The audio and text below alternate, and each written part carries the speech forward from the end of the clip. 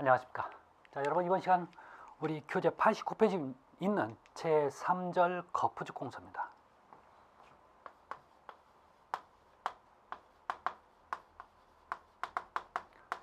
자, 여러분 이 거푸집이라고 하는 것은 콘크리트는 이게 지금 시멘트 모래 자갈을 섞어서 물을 같이 혼합한 상태입니다. 자, 이것을 어떤 형틀에다 넣어야 그 형틀대로 굳습니다. 그래서 이 거푸집이 꼭 필요해요. 즉 우리가 이 거푸집을 형틀, 어떤 일정한 모양의 틀이라는 표현을 쓰고 그 다음에 영문으로 폼이라는 표현을 쓰죠. 자, 그래서 얘는 재료는 여러 가지가 있어요. 가장 많이 쓰는 게 여러분 철판으로 만든 철판 거푸집이 있고 그 다음에 나무 합판으로 만든 합판 거푸집이 있어요. 그 외에도 플라스틱도 있고요. 여러분 종이로 만드는 거푸집도 있어요. 자, 그게 중요한 건 아닙니다. 자, 그러면 기본적으로 이 거푸집에 조건들이 있어요. 자, 이 거푸집은 어떠한 조건들이 있다고요. 그 조건들이 어떤 조건이 있는지 한번 보도록 할게요. 자, 1번 형성과 지수가 정확하고 처진 배부른 비틀림이 변형 등이 없어야 돼요. 자, 이게 어떤 형태가 틀어져 있으면 나중에 그 모양대로 굳을 거란 말이에요. 그래서 항상 원하는 그 모양을 가지고 있어야 돼요. 자, 두 번째 보시면 이런 얘기가 있어요. 거푸집의 이음에 거푸집의 이음이 이음을 쪽매라고도 합니다. 아니 합판에 이런 판에 이음을 순 한글로 우리가 쪽매라는 표현을 쓰는데 이게 수밀해야 된다는 얘기는 빈틈이 없어야 된다는 얘기예요. 만약에 빈틈이 있다면 나중에 콘크리트가 그 사이로 빠져나오는 거죠. 자, 이런 조건들이 있으니까 여러분 한번 보시면 돼요. 큰 의미는 없습니다. 자, 다음에 여러분 7번 좀 볼게요. 거푸집 조리에 사용한 세퍼레이터. 여러분 세퍼레이터. 이걸 뭐라고 하냐면 격리제라고 합니다. 자, 이런 재료가 있어요. 격리제와 폼타이. 자, 이걸 흔히 우리가 긴결제, 다른 말로 긴장제라고 합니다. 그래서 거푸집의 일정한 유지를 하기 위해서 쓰는 거예요. 그래서 의한 콘크리트 표면 구멍은 모르타 등으로 메워야 된다. 이게 무슨 얘기냐면 나중에 이 거푸집을 사용하기 위해서 이런 철물들이 들어가요. 그러고 나면 나중에 이것을 제거를 하잖아요. 그러면 얘 사용된 흔적들이 남아요. 이 흔적을 자, 여기서는 표현 메워야 된다고 나오죠. 메워야 돼요. 당연히 메워야 돼요. 그냥 안 합니다. 그래서 여러분 나중에 콘크리트 하고 나면 구멍들이 송송송송 뚫려 있어요. 이걸 전부 다 모르타라든지 이걸로 메꿈을 합니다. 자, 그런 얘기를 지금 하고 있죠. 자, 문제는 이제 우리 90페이지 갈게요. 자, 90페이지 보시면 무슨 얘기가 나와 있냐면 거푸집의 존치기간이요. 거푸집의 존치기간이란 말뜻 자체를 여러분 이해하고 계셔야 돼요. 거푸집의 존치기간이라 하면 여러분 콘크리트를 붓고 나서 이 거푸집은 이 콘크리트가 원하는 강도가 나올 때까지 어느 정도는 떼지 않고 붙여놔야 돼요. 그 붙여놓는 기간을 존치기간이라고 얘기합니다. 자, 이 존치기간은 어떤 조건에 따라서 얘기가 상당히 달라져요. 문제는 자, 여기에서 만약에 문제가 나오면 정말 어려워집니다. 그래서 이 내용이 과거에 비해서 좀 바뀌었어요. 자, 그래서 건축물 설계 기술 기준이 바뀌어서 이게 바뀌는데 자, 1번에 보면 조건이 있죠. 압축 강도를 사용한다는 얘기는 자, 이것은 어떤 날짜 계산을 한다는 게 아니라 어느 정도 강도만 나오면 딱딱해지면 뛰겠다는 뜻이에요. 그래서 압축 강도를 자, 사용할 때는 여러분 일반 구조물 있고요. 일반 구조물 그냥 일반적인 거예요. 또 하나는 자, 내구성이 중요한 구조물. 내구성이 중요한 구조물이에요. 그러면 내구성이 중요하다는 얘기는요, 그만큼 오래 가야 된다는 얘기예요. 예를 들어 볼까요, 여러분 댁이나 아니면 아파트 아니면 일반 주택 한 1년 정도 가면 되나요? 안 되는 거죠. 보통 한 3, 40년 적어도 한 더 이상 더 가면 좋은 거죠. 그러면 오래 가야 될 거 아니에요. 그러면 그런 구조물이 내구성이 중요한 구조물이 되는 거죠. 오래 갈 수 있는 구조물. 자, 그러면 오래 가려면 더 처음부터 좀 오래 놔뒀다가 떼는 게 좋아요. 그래서 여러분 여기 보시면 얘는 일반 구조물은 5메가파스칼 이상의 강도가 나오면 떼지만 얘는 이거보다 더 놔두는 거죠. 얼마요? 배인 10메가파스칼이잖아요. 10메가파스칼 이상. 얘들은 절대 칸 넣기로 안 나와요. 시설계는 거의 칸 넣기 없다고 보시면 돼요. 이건 주로 어디서 어떤 식으로 나냐면 말로 풀어버려서 나와요. 이런 것들은. 그래서 자, 이거 알아두시기 바랍니다. 자, 하나는 오니까 배인 10이 되는 거죠. 자, 두 번째, 거푸집 존치기한 중 평균 기온이 10도씨 이상인 경우에 아래 재령에 의해 해체가 가능하다.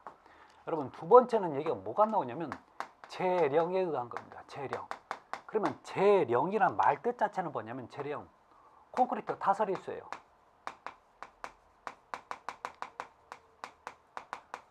결론 얘는 일수 가지고 하겠다는 얘기예요. 콘크리트 타설하고 나서 시간이 지나면 지날수록 여러분 콘크리트 더 단단히 굳어요. 일예로 여러분들 이런 걸 좀 많이 좀 생각하시면 좋은데 왜 막 지어진 아파트 입주해서 벽에 못을 박으면요 콘크리트 못 잘 박힌다.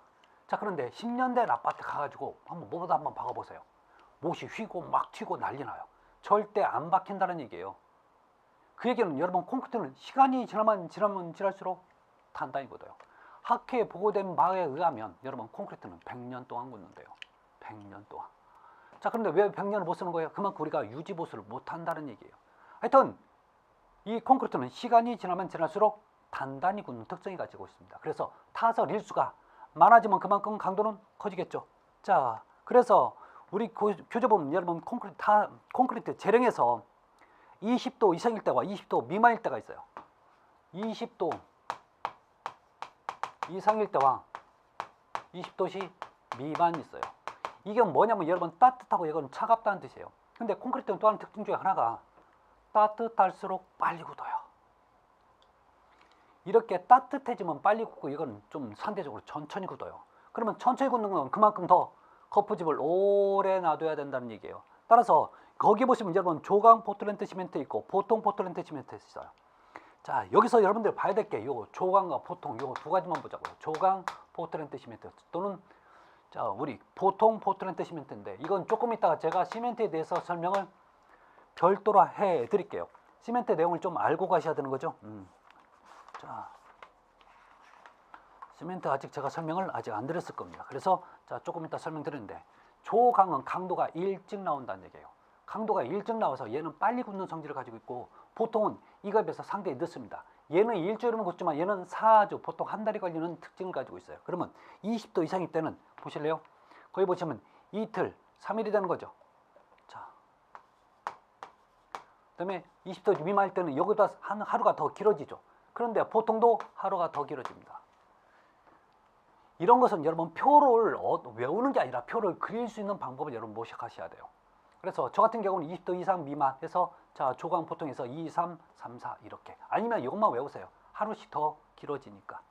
자, 뭐 고로 슬래그 시멘트 이런 것보다 이 정도만 보시면 돼요. 자, 세 번째.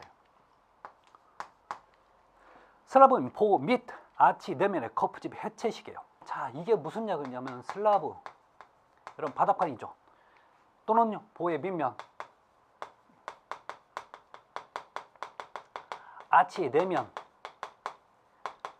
이건 전부 다 뭐냐면 여러분 슬라브에 요렇게 생긴 슬라브가 있어요. 자, 슬라브가 있으면 어느 부분을 얘기하냐면 요 부분을 얘기해요. 요 부분.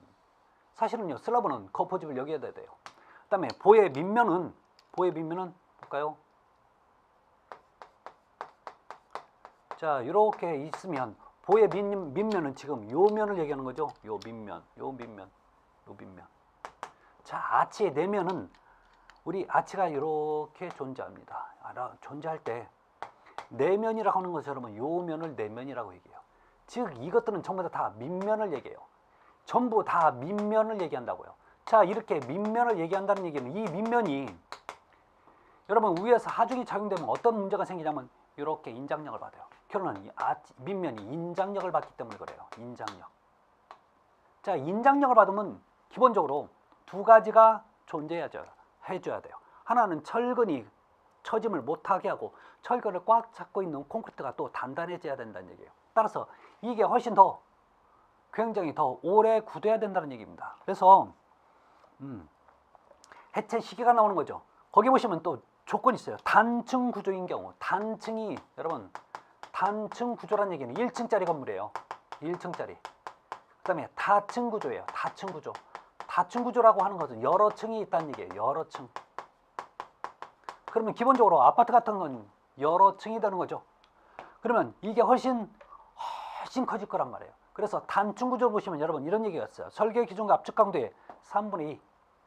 압축 강도의 3분의 2 이상이면 돼요. 또 하나 조건이요. 최소 14메가파스칼 이상이면 돼요. 광도는 최소 14메가파스칼 이상이면 된다는 얘기예요. 근데 시험 문제가 다층이 나올지 단층이 나올지는 모르겠지만 제가 만약에 여러분들 공부한다면 둘 중에 하나 공부한다면 요걸 더 조심스럽게 공부를 할 것 같아요. 자, 그러면 다층일 때는 여기보다 훨씬 더 강도가 커질 겁니다. 봐요. 설계 기준 강도 이상. 여러분 얘는 설계 기준 강도가 여러분 압축 강도예요. 압축 강도 이상. 얘는 전체의 3분의 2만 나와도 돼요. 다 안 나와도 거푸집이 뜰 수 있지만 얘는 다 나와야 된다는 얘기예요. 다음에 두 번째, 필러 동바리 구조는 최소 14. 필러 동바리가 있어요. 동바리 같은 경우는 14메가파스칼 이상이에요. 이런 조건들이 있습니다. 자, 그래서 이게 시험 문제 이제 말로 표현이 나오니까 상당히 힘들어집니다. 그래서 어떤 게 사실 나올지는 모르겠어요. 그러면 가장 일반적으로 많이 나오는 건 여러분 요 얘기와 요 얘기. 그다음에 좀 더 깊이 들어가면 요 얘기죠. 이걸 여러분 꼭 이런 숫자로 안 해도 돼요. 여러분 슬라브 보의 밑면, 아치의 내면은 자, 다층 구조가 단층 구조보다 훨씬 강도가 더 클 때 제거한다. 맞는 거죠? 이런 개념들을 이렇게 얘기를 할 수도 있어요. 자, 그래서 확인하시는데, 자, 이제 말 표현이 중요한 표현이 이렇게 나와요. 네 번째 갑니다. 네 번째.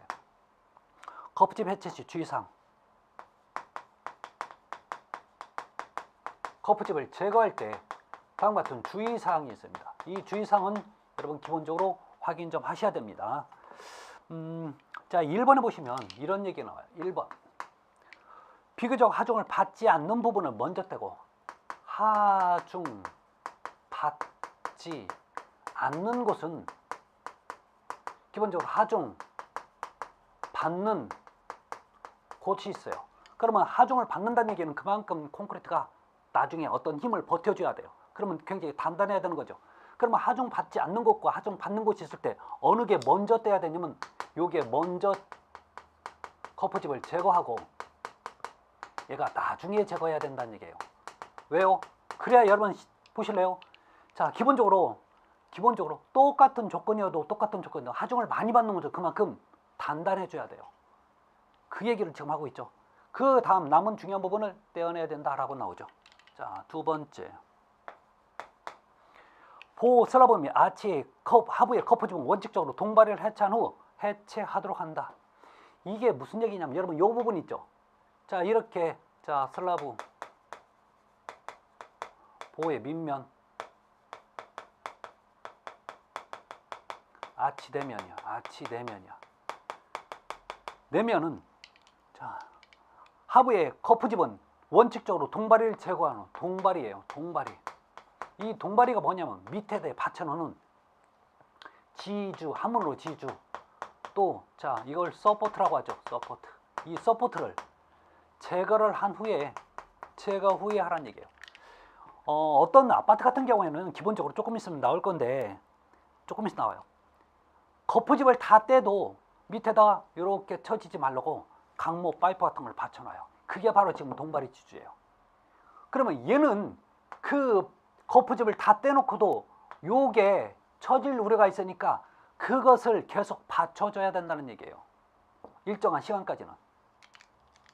세 번째. 자, 동바리를 해체한 후에도 하중이 재하될 경우에는 동바리를 적절히 재설치. 자, 봐요. 이게 동바리를 재설치하라는 얘기는 요것을 파이프를 재설치하라는 얘기예요. 자, 예를 들어 볼까요? 이게 건물이에요. 자, 건물인데 제가 이 거푸집을 요 거푸집을 뗐어요. 이미 여기는 만들어진 상태니까. 문제는 이게 처질 것 같으면 여기에다 쇠 파이프 같은 거 있죠. 아니면 나무 강목 같은 걸 이렇게 다시 설치를 하라는 얘기예요. 이미 거푸집은 떨어졌지만 그 바로 위에다가 또 다시 대놓아야 된다는 얘기예요. 설치를 하라는 얘기입니다. 자, 그런데 또 조건이 있어요. 또한 시공 중에 닫힌 구조물은 조건이 있어요. 닫힌 구조물은 대표적인 게 여러분 아파트 같은 거예요. 그러면 다른 구조물은 최소 3계층에 걸쳐 동발이 설치한다. 닫힌 구조물은 최소 몇 개? 최소 3계층에 걸쳐서 하라는 얘기예요. 이게 무슨 얘기냐면 여러분 보실래요? 자, 이 얘기 좀 할게요. 자, 이것을 거푸집을 다 뗐습니다. 그러면 맨 여기도 거푸집을 떼도요, 여기에다 또 동바리를 받쳐줘야 돼. 그 다음에 여기만 받치는 게 아니라 그 밑에도 받쳐줘야 돼요. 또 그 밑에도 받쳐줘야 되는 거죠. 그래서 여기 거푸집 다 떼고도 얘가 처질 우려가 있으니까 요것을 다시 받쳤단 말이에요. 자, 그런데 요 밑에도 그냥 떼버리면 안 돼요. 최소 3계층은 떼야 돼요. 그러면 여기 다시 건물을 다시 제가 여기 위에 올려놨어요. 자, 올려놓고 이거 자 이렇게 받쳐놓으면 이게 나중에 얘가 떼도 돼요. 3계층은 남아있잖아요. 아셨죠? 이런 뜻이에요. 네 번째, 내구성이 중요한 구조물은 콘크리트 압축 강도가 10MPa 이상일 때 거푸집 너를 해체할 수 있다. 여러분 여기 잠깐 보실래요? 압축 강도 사용해서 내구성이 중요한 구조물은 10MPa 이상에서 뗄 수 있다는 표현을 앞에서 지금 이 표현에 쓰고 있었죠. 이 표현이 지금 다시 나오는 겁니다. 자, 그래서 이런 조건들이에요. 자, 마지막으로 5번 볼게요. 우리 91페이지 5번 보시면 거푸집 존치 기간 중 평균 기온이 10도씨 이상이라는 얘기는 그만큼 이제 훈훈해지고 날씨가 차갑지 않다는 뜻이에요. 경우에는 콘크리트 재령이 위의 표 재령 이상 경과되면 압축 강도 시험을 하지 않고도 재령을 해체할 수 있다. 어떤 조건이냐면 여러분 평균 기온이 10도씨 이상 넘어서요. 자, 여기보다 미만이 아니라 이제 더 올라선다는 얘기죠. 올라서면 콘크리트 재령이에요. 콘크리트 타설 일수가 위의 표, 이 표 재령 이상 경과하면 이 표보다 넘어서면 당연히 떼도 된다는 뜻이에요. 좀 말이 어려울 수도 있지만 결론은요, 온도가 10도씨 넘어서면 이 일수를 넘어서면 무조건 아무 조건 없이 떼도 문제 없다라는 뜻을 가지고 있어요. 여러분 이 정도는 좀 정리를 하시기 바랍니다. 자, 그래서 자, 우리 세 번째 번 거푸집에 재료들이 있어요. 자, 여러분들 동발이 있는데, 자, 여러분 우리 92페이지 보면 동발이가 뭔지 잠깐 한번 보실래요? 동발이 사진 잠깐 보자고요. 우리 공사 현장 가면 가끔씩 가다가 쇠 소리가 나는 거, 탁탁탁 소리 나는 게 있어요. 대부분 저걸 던지는 소리예요. 저게 바로 지금 위에 슬라브가 처지지 말라고 요 밑에다 이렇게 대놓는 그런 쇠 파이프들이에요. 자, 과거에는 이걸 나무로 댔다고요. 근데 나무로 대면 뭐가 문제냐면 높낮이 조절을 못 해줘요. 자, 그래서 가운데 부분을 요걸 자 쇠를 끼고 난 다음에 요걸 돌리잖아요. 그러면 높낮이 조절이 돼요. 얘 이름이 동발이 지주 서포트라고 얘기하는 겁니다. 아셨죠? 자, 그러면 저는 92페이지 보시면 세 번째 거푸집의 부속품에 대해서 얘기합니다.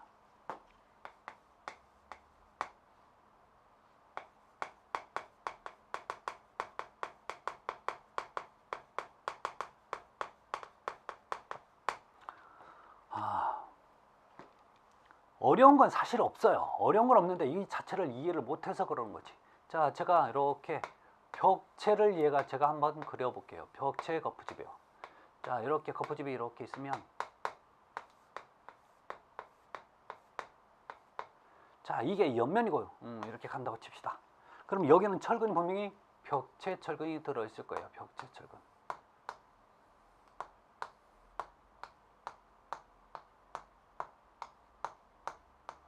이렇게 합니다. 그래서 나중에 이 부분을 또 이렇게 끝에는 이렇게 연결시켜 놔야 돼요. 파란색 거는 대부분 철근입니다. 자, 그러면 제가 이 상태에서요 콘크리트 갖다 부으면 이 위에는 이렇게 벌어져 버려요. 벌어지면 내가 원하는 형태대로 안 나올 거 아닙니까? 이 콘크리트가 상당히 무겁기 때문에 잘못하면 이런 부분이 이렇게 볼록하게 나오는 경우도 있어요. 이러면 이대로 굳으니까 문제가 생겨요. 자, 그래서 여러분 제가 이렇게 긴 드릴로 구멍을 뚫어요. 아주 촘촘히 많이 중간중간 전부 다 일정한 간격으로 뚫어요. 자, 여러분 가장 많이 썼던 게 여러분들이 옛날에 봤던 게 여러분 이런 쇠 있을 거예요.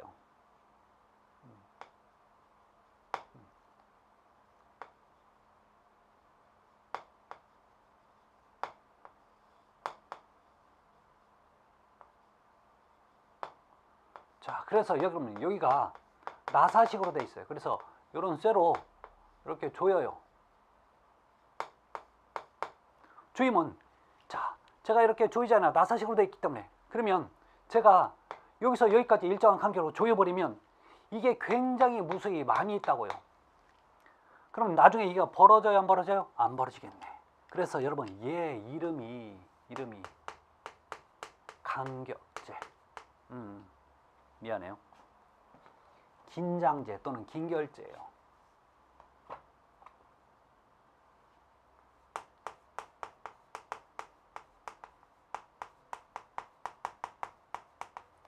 영문으로 폼타이라고 하죠. 자, 그러면 하는 역할은 거푸집에 그럼 벌어짐을 방지하는 역할을 해요. 이게. 자, 우리 교재도 여러분 지금 긴결제 나와 있죠?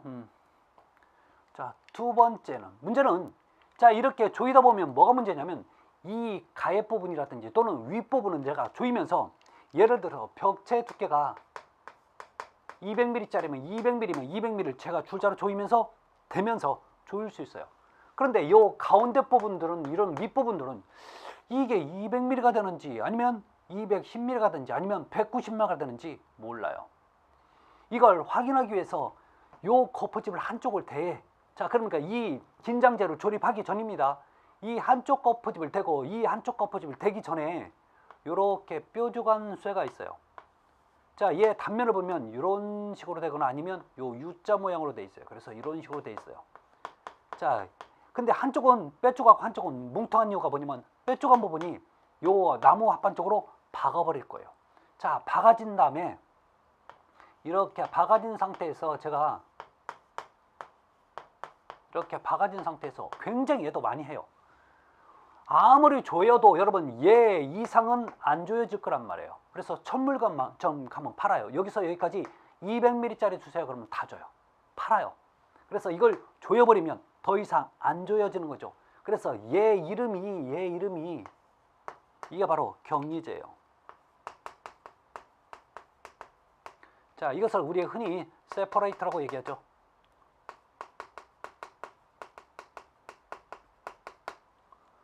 자, 그러면 얘는 하는 역할이 뭐냐면 이 거푸집과 이 거푸집을 일정하게 격리시켜놔요. 그래서 거푸집과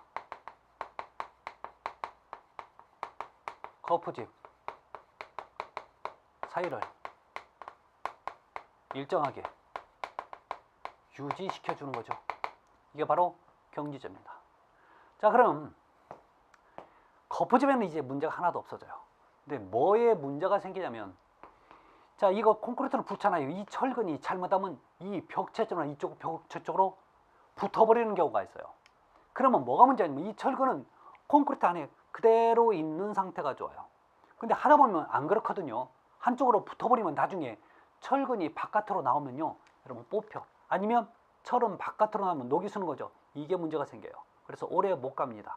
이걸 방지하기 위해서 여러분 이렇게 세로 철근이나 이렇게 수평 철근에는 자, 우리 교재 잠깐 보시면 자, 93페이지 보면 여러분 간격제라고 나와 있죠. 간격제.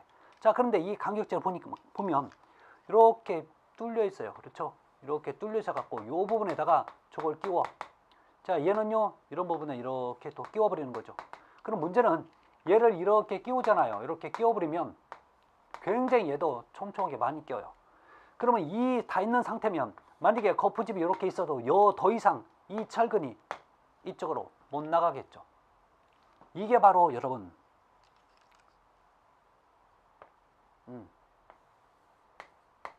간격제가 돼요.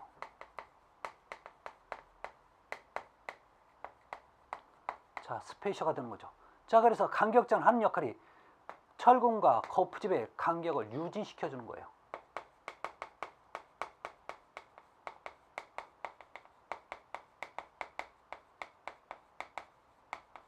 유지하는 목적입니다.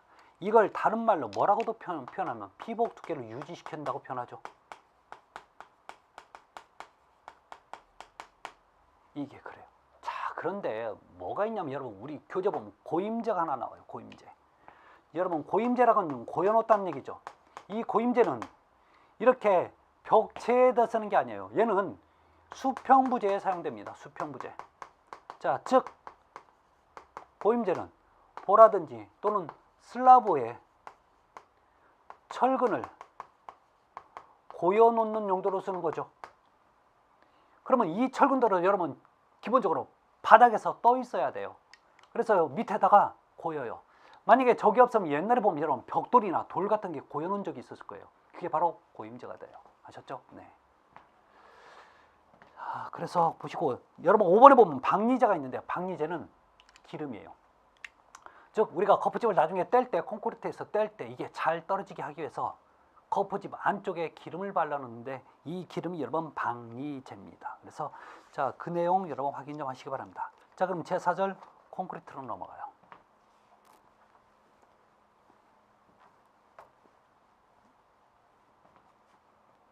페이지 94페이지네요.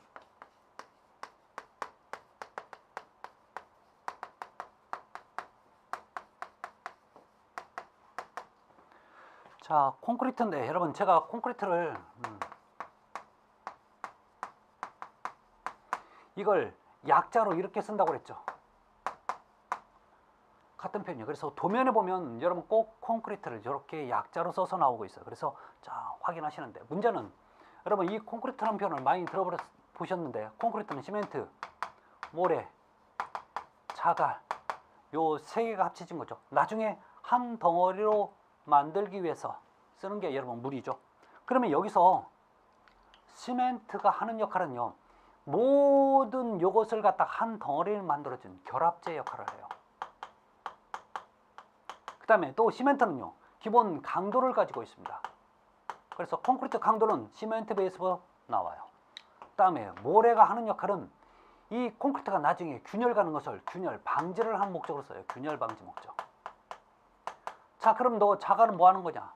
여러분 기본적으로 요 두 개, 즉 시멘트와 모래를 합친 걸 모르타르라고 합니다. 자, 그러면 모르타르가 단단해요? 콘크리트가 단단해요? 콘크리트. 결론, 자갈이 하는 역할은요 강도를 더 증가시키는 목적으로 쓰는 게 바로 자갈입니다. 자, 그래서 먼저 나오는 게 여러분 지금 시멘트에 관련된 얘기죠. 자, 시멘트입니다. 시멘트를 좀 보셔야 되는데 시멘트예요.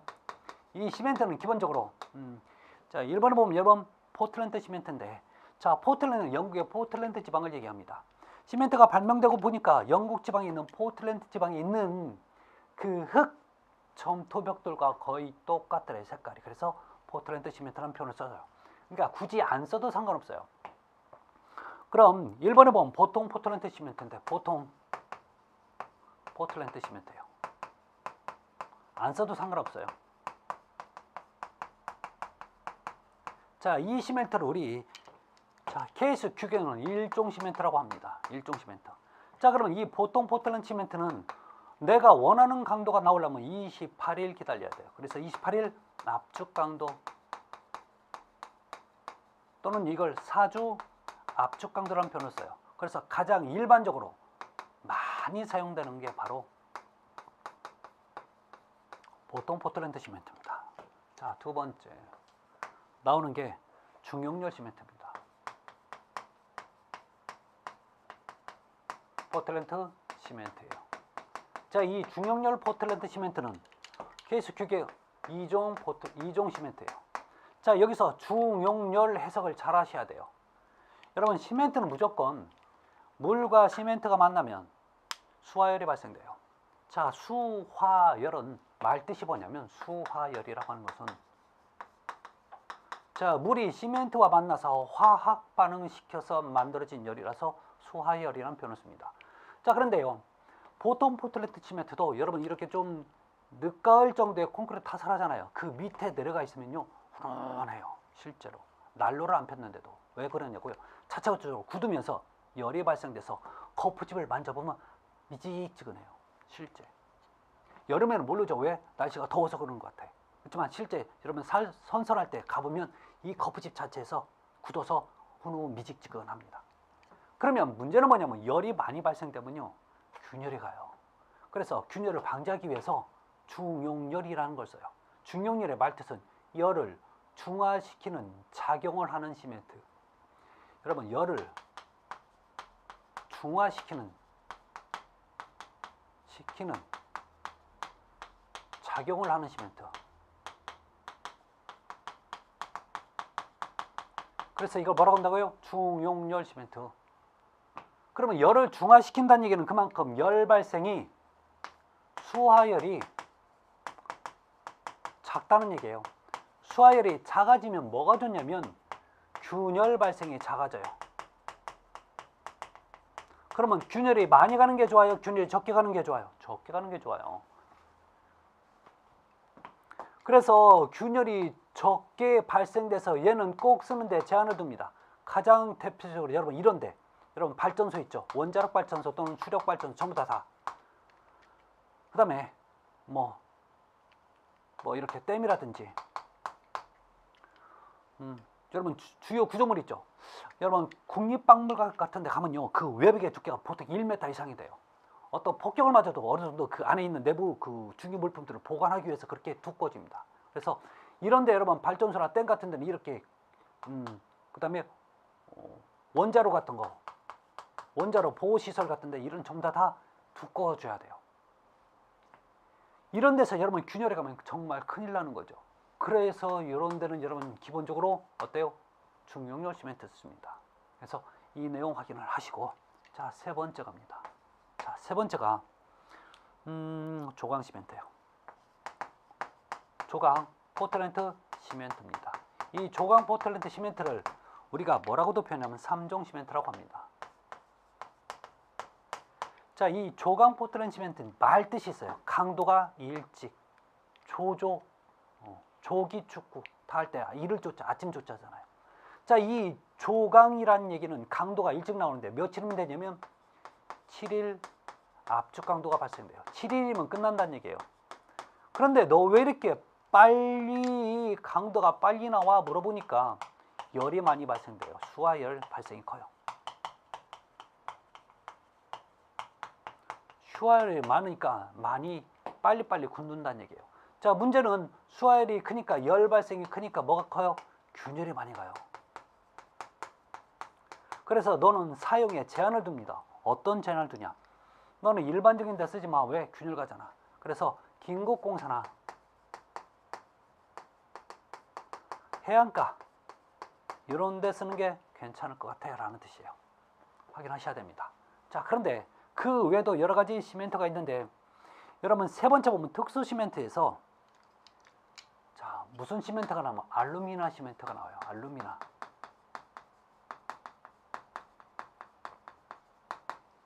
자, 그런데 이 알루미늄 시멘트를 우리가 흔히 뭐라고 얘기하면 원데이 시멘트라고 합니다.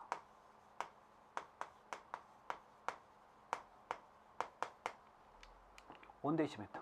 이게 무슨 얘기냐면 얘는 하루면 끝나. 1일 압축 강도를 가지고 있어요. 아예 하루에 보통 포틀랜드 시멘트 28일 나올 걸 얘는 굳어버린다는 얘기예요. 자, 그러면 너는 어떤 용도로 쓰냐? 무조건 긴급 공사용이에요. 현장에서 저도 이거 쓴 적이 있었어요. 내일 뭐가 무거운 게 그 위에 얹어줘야 돼요. 그런데 깜빡 잊고 콘크리트 타설을 안 해버린 거예요. 그래서 부랴부랴 여러분 요 원데이 시멘트를 사옵니다. 그래서 그걸 빨리 그 거푸집을 만들고 그걸 비벼서 제가 콘크리트 타설했어요. 그 다음날 거기 위에 얹어놔도 아무 문제 없어요. 하루면 끝나버리니까. 자, 이런 개념입니다. 그래서 여러분 이 얘기를 정리 좀 하시기 바랍니다. 자, 그래서 여러분 이번 시간 여기까지 하고 다음에 이어서 하도록 하겠습니다. 여러분 수고하셨습니다. 감사합니다.